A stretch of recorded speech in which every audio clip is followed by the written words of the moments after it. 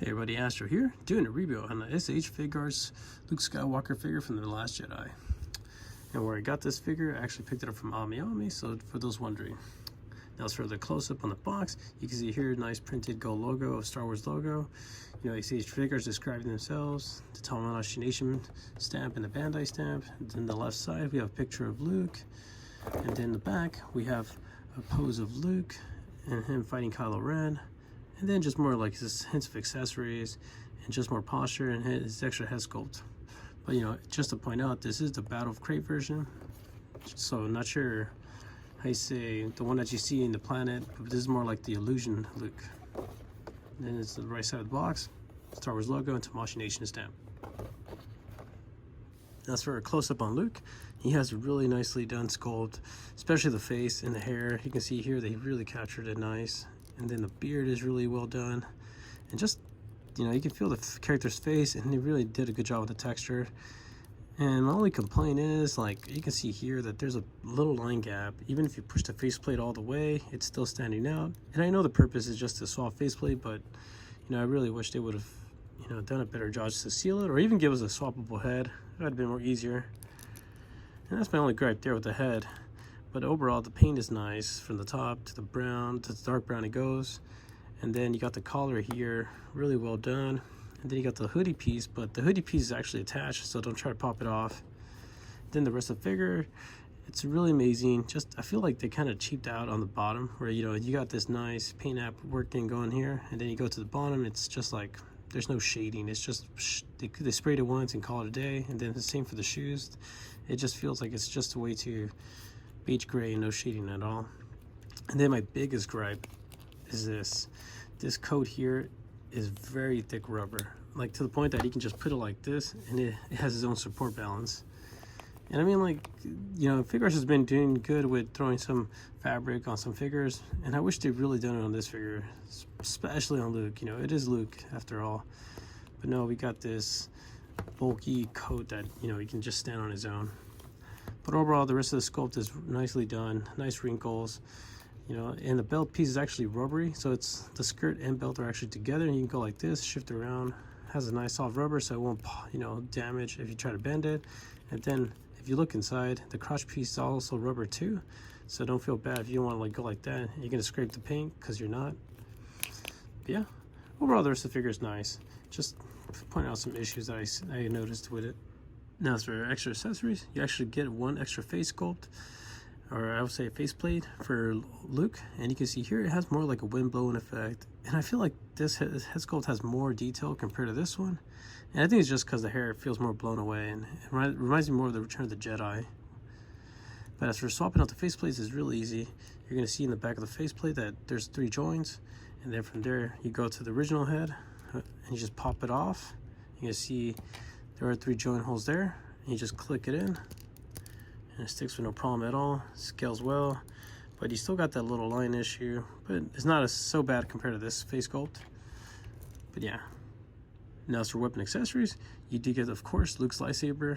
You can see here that it's actually a 2-piece, so you can pop off this piece here, but you cannot pop off the light area. It seems like this is actually sculpted part of it, which makes sense because they actually give you 2 lightsabers itself, so one with the saber light and then one without the saber light. Now as for the other lightsaber I mentioned, you can see here that it does not have the light, but it does have a little tilt here, so you can grab Luke and you can actually tilt the lightsaber here. It has a nice look, scales well, and it looks really cool. I'm really digging this part here. One extra accessory I'm really surprised that they provided us was the dice here. It's really tiny, so it's kind of hard to see, but this actually really sculpted nice, and even if you touch the inside, there's engraving, so it's a nice add-in. Really glad they actually threw this in. I wish Han would have got this, but you know, it makes sense that Luke got it. Now as for extra hands, you actually get 2 lightsaber hands, which is really nice. You get one for the normal hand, and then the one for the glove hand. And you can see here that interesting, the glove hand actually has a ball joint this big, compared to the other hand that actually has a small hand joint. So I'm not sure why they did that, but you know, it's interesting they did. Maybe they don't want other people swapping it with other hands, or probably a future accessory, who knows. Then you also get two relaxed left and right hands. One is for the glove hand and one is for the normal hand. He's here, really well sculpted. He has a little nice wrinkle, and then this hand is just a normal human hand. Now, as for Luke's articulation, we're going to start off with the head. You can look this much down, this much up, tilt this far left, tilt this far right. And it's really cool because you actually have his own neck joint as well, so you can like swivel around with no problems. And the good thing is the hoodie piece is not in the way, so go crazy. Now as for Luke's arm articulation, you can raise it this far high and then this far up. As for Luke's shoulder articulation, he actually has a butterfly joint, so you can like shift around with no problems. You can see here it pops out, and then you can back up the arm this far and forward the arm this far. You could also tilt the shoulders, so you can tilt this far left and this far right. You have ball jointed elbows, so you can go this far back. As for the left hand's articulation, you can actually twist it around with no problems, and it does not get in the way of the collar.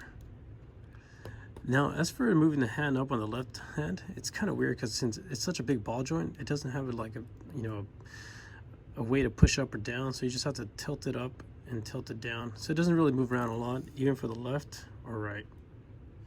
Now, as for Luke's right hand, you can twist around with no problems at all.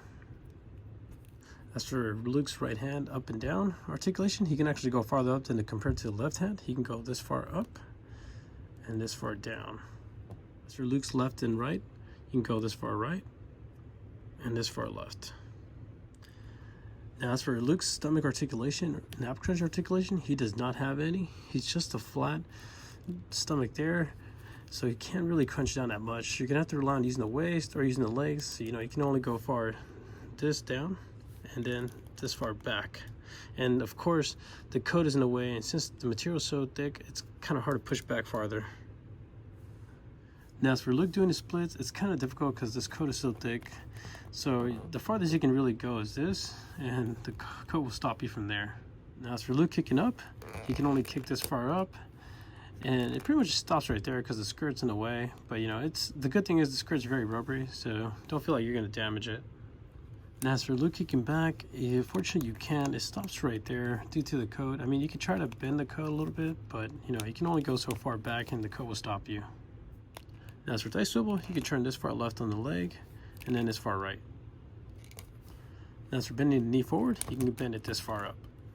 Now as for Luke's ankle articulation, he can turn this far left, that far right, and he does have toe pivots. You can go this far up and this far down, and then if you're kicking up, you can go this far up and this far down. Now as for Luke's scale comparison, you can tell here that there's a bit of an off problem.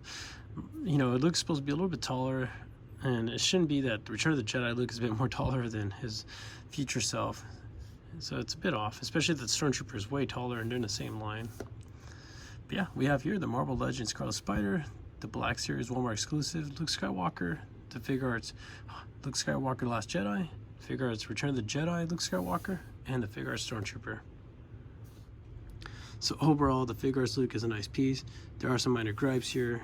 One is mainly the coat. It needs to go, or it needs to be more thinner plastic, just so you can bend more with the articulation. Like, I wish the coat was the same material as this, because this is a bit more thinner, more easier to bend. And then the fact that we have no ab crunch is kind of a letdown. I mean, I understand how Han Solo has ab crunch and Luke doesn't. I'm sure they could have added that in. But overall, the figure is a great piece. If you're a Figuarts fan and you like Star Wars, pick them up. But if you don't need them in your collection, then I totally understand. So yeah, guys, hopefully this review was helpful. And if you have any questions, please feel free to post them below, and I'll do my best to respond back.